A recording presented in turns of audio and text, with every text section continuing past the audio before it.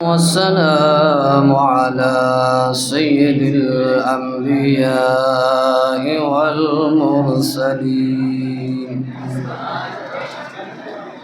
أما بعد فأعوذ بالله من الشيطان الرجيم بسم الله الرحمن الرحيم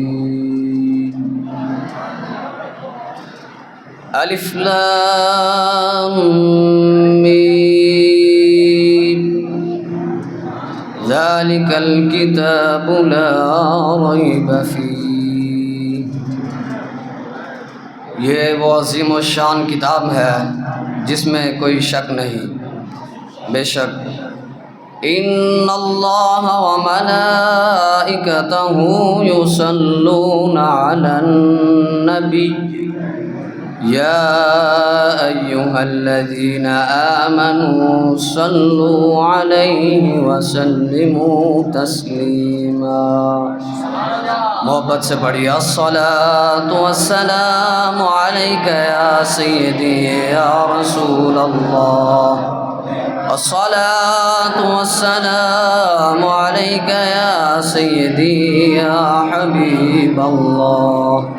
الصلاۃ والسلام علیک یا سیدی یا رحمۃ للعالمین وعلى آلك وأصحابك يا سيدي يا خاتم النبيين. آئیے تسکین جان زار کی باتیں کریں. آئیے تسکین جان زار کی باتیں کریں. ہجر کی شب سید ابرار کی باتیں کریں. بلبلیں کرتی رہیں گل کی چمن کی گفتگو. بلبلیں کرتی رہیں گل کی چمن کی گفتگو. آئیے ہم محمد کے لب و رخسار کی باتیں کریں.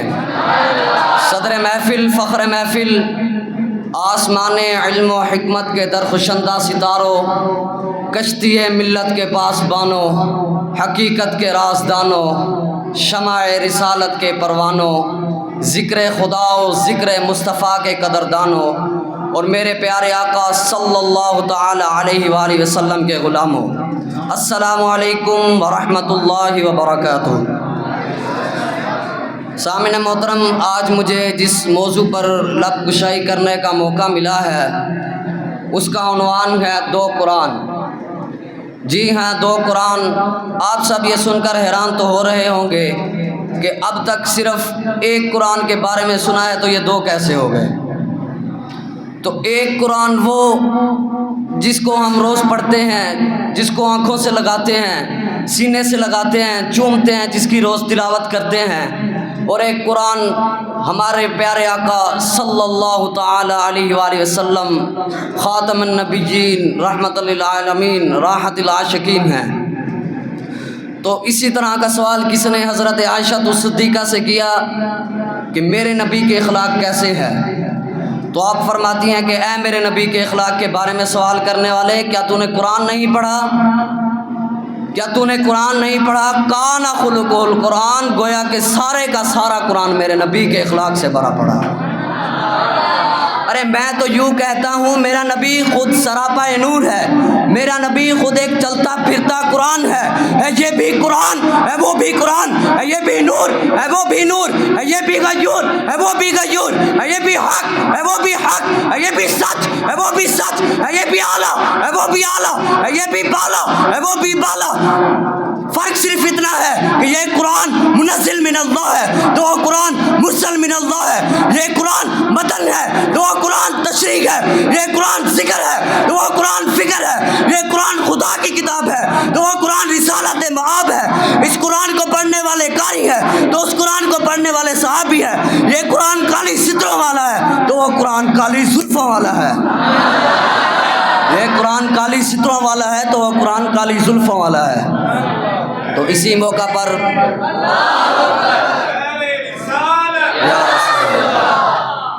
اسی موقع پر کسی شاعر نے کیا خوب کہا، پھولوں کی نظر تیرے پسینے کی طرف ہے، پھولوں کی نظر تیرے پسینے کی طرف ہے، قرآن کا سینہ بھی تیرے سینے کی طرف ہے۔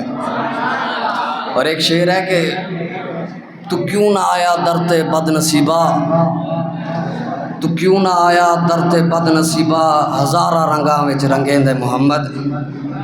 تو میرا نبی خود سراپا نور ہے، جس کے دل میں میرے نبی کی محبت کا چراغ روشن ہو جائے وہ دل نہیں رہتا بلکہ نور بن جاتا ہے۔ اگر ذرہ تھا تو آفتاب بن گیا، اگر ذرہ تھا تو آفتاب بن گیا، اگر قطرہ تھا تو سمندر بن گیا۔ ارے میرے نبی کی بارگاہ میں ابو بکر آئے تو صدیق اکبر بنے، عثمان آئے تو عثمان غنی بنے، علی آئے تو شیر خدا بنے، بلال حبشی آئے تو مؤذن رسول بنے، بلال حبشی آئے تو مؤذن رسول بنے۔ اقبال نے اس جگہ کیا خوب کہا کہ اقبال یہ کس کے عشق کا فیض عام ہے، اقبال یہ کس کے عشق کا فیض عام ہے، رومی فنا ہوا اور حبشی کو دوام ہے۔ آخر میں میری اللہ سے دعا ہے کہ وہ ہمیں قرآن پڑھنے، سمجھنے اور اس پر عمل کرنے کی توفیق عطا فرمائے۔ میں اپنی تقریر کا اختتام ان اشعار پر کرتا ہوں کہ سر سے لے کر پاؤں تک تنویر ہی تنویر ہے، سر سے لے کر پاؤں تک تنویر ہی تنویر ہے، گفتگو سرکار کی قرآن کی تفسیر ہے، اور سوچتی تو ہوگی دنیا میرے مصطفیٰ کو دیکھ کر، سوچتی تو ہوگی دنیا میرے مصطفیٰ کو دیکھ کر وہ مصور کیسا ہوگا جس کی یہ تصویر ہے۔ وما علینا الا البلاغ المبین۔